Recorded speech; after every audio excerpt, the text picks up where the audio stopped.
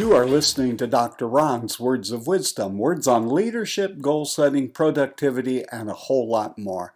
I trust today this will be like a vitamin or a mineral for your mind and heart. And wherever you receive podcasts from, please subscribe to Dr. Ron's Words of Wisdom. Leave a rating and a brief written review. It will enable others to locate this podcast. Today, I'm on a theme of basics, and today I want to talk about to-do list basics. I have listened in and participated in my lifetime in the debate as to whether one should make a list. I am very much planted in the camp of those who all of their lives have worked off of lists. I didn't say that I have effectively worked off of lists, but lists have been a part of my life nearly all of my life.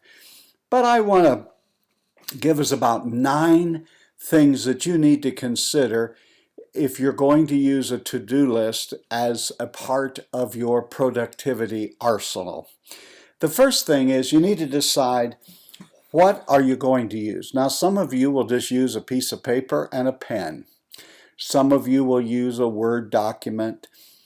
Some of you may even use Post-it notes. There was a point in my life when I did that. There are wonderful apps, Matrix, Todoist, Evernote, Google List, AnyDo, Wunderlist. They just seem to come out all of the time with new lists. I have tried several of them. I've never really stuck with one for long periods of time, because it doesn't take you long to realize there are both pros and cons. One of the cons for a few of them is there is a steep learning curve.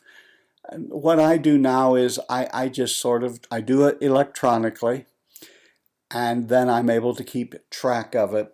But you just have to decide. And if there is an electronic one that I do use, it would be Evernote. Evernote is the go-to app for me for nearly everything. It is the app with which I take notes in. It's the one I store my finished and partially finished and just started writing ideas. It's where, when there are important business documents, that I store them. I even store email correspondence. Oftentimes there will be people who will say to me, "You never sent me an email." And I'm able to pull up the thread and show them the date that I sent it, and sometimes even what they sent back to me. So if you're a person that your livelihood depends on correspondence, I have found that Evernote's a wonderful way where I can divide it up by persons and institutions. And I even store my old to-do lists in Evernote when I am ever in a question about whether I did something or participated in something.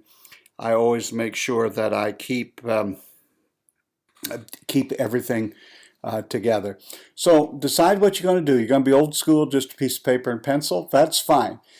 I am not selling a product or a methodology. I'm just saying, do something, do that which you have comfort level with. Do whatever it is that you will keep on doing, knowing that you and I all have the prerogative of changing if we need so. So right out of the chute, you have to decide if you're going to do it. Now, I know there are people who want to poo-poo the idea of to-do lists. I have modified mine because I then make mine a part of my master calendar, and there are certain blocks of time that are just there for things that are on my to-do list. So first of all, just decide, are you going to do it? And if in fact you are going to do it, what tools, what methods are you going to list? I have friends that like Wunderlist, some that like Todoist, some that swear by Evernote, Matrix, others that I have used that are excellent, but I have kind of modified all of them. Then the second thing that I would say to you is, you must always, if you're going to work off of a list, you must always distinguish between a project and a task and even a big idea. Oftentimes, why to-do lists get such bad names is the fact that people use them as just a catch-all for any fleeting thought that happens to pass through their mind. They write it on their to-do list. And one of the reasons you get paralyzed and unable to get the things accomplished or move along on your to-do list is because there are actions, there are activities, there are projects, there are thoughts, there are good ideas. And when you come to on your to-do list a project without knowing what the next step is, you really are stumped, you really stall out.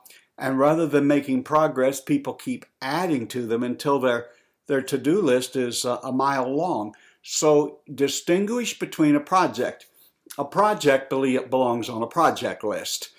Then a task belongs on your to-do list. There was a time when I ceased calling mine a to-do list and did call it, in fact, a task/activity list. There are some times that I just have big ideas that I'm pondering and thinking about, meditating on. No sense putting that on an activity or a to-do list because it's just something for contemplation, prayer, reflection, and thinking.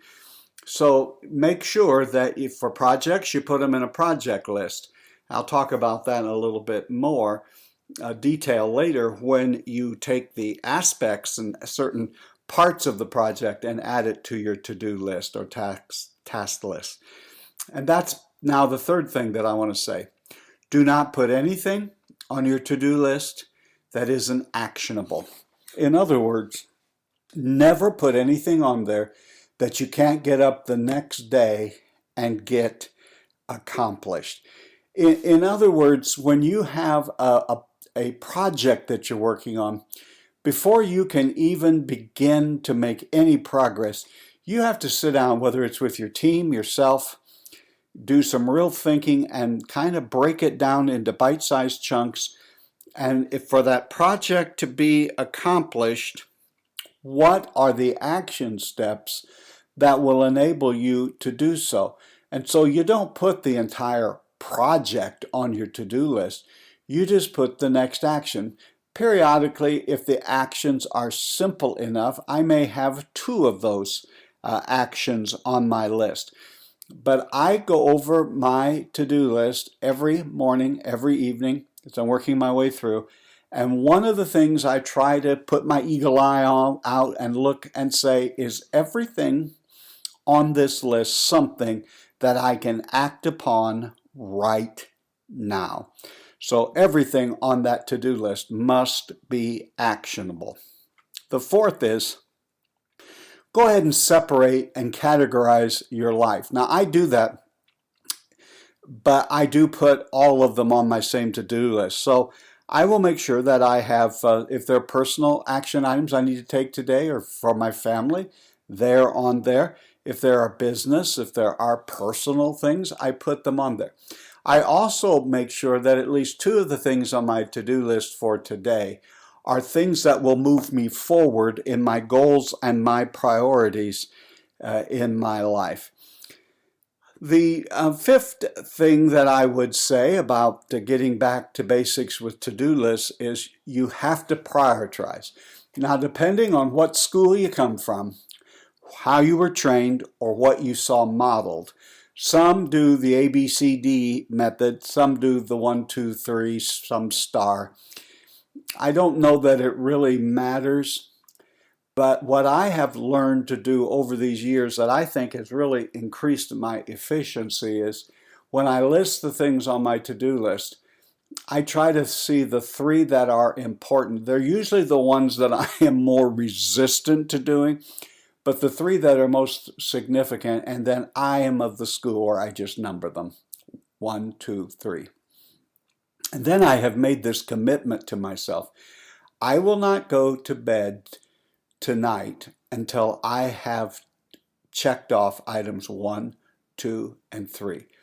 Therefore, I get after it fairly early in the morning because there have been times because of unforeseen circumstances in a daily routine that I have come down to late at night trying to hammer those 3 things out. It takes a load off if you can get 1 or 2 of them done in the morning early before you even get in to the office. Now, do not hear me saying I only do 3 things a day and I retire for the day.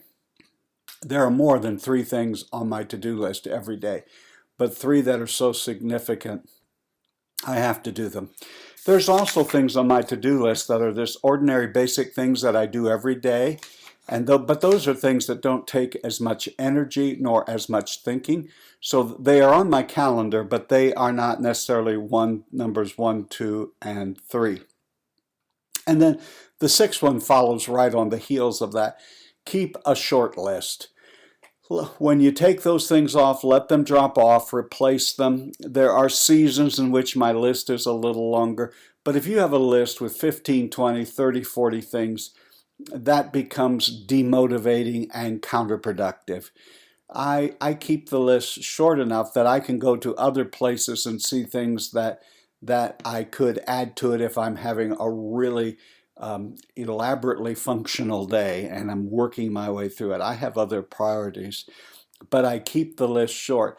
That's why most people that I have talked with who have given up on to-do lists and task lists is simply for the fact they overwhelmed themselves.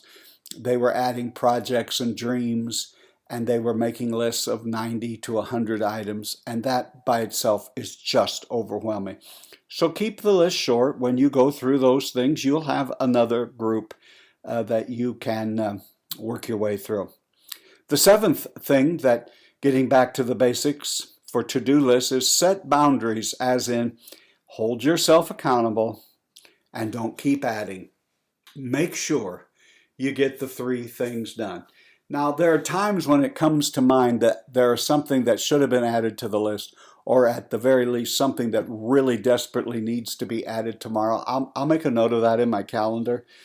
But I've set the boundaries, and the boundaries for me are there are predetermined times in my schedule when I set aside the time to work on these projects, and I hold myself accountable, and I don't add things until I have gotten the top 3 completed.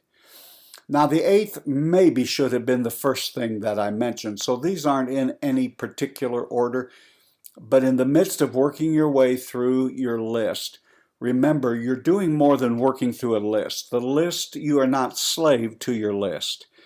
Remember your why. Always remember your why. Why am I doing what I'm doing?